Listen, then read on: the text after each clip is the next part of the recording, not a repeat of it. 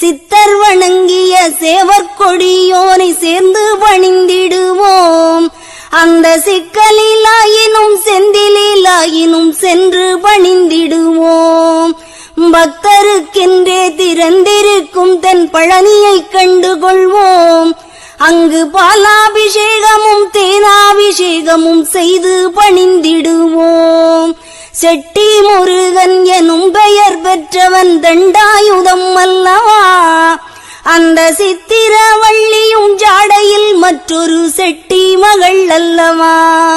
கொட்டிக் கொடுப்பவன் கோவிலை பார்த்திட கோஷமிட்டோடிடுவோம். முள்ளும் குத்தட்டுமே கல்லும் தட்டட்டுமே வலி கொஞ்சமும் கண்டுகொள்வோம். 6 60 ஆன 20 ஆடி நடந்து செல்வோம். சில ஆனந்த பாடல்கள் வேலனை பாடட்டும் அன்புடன்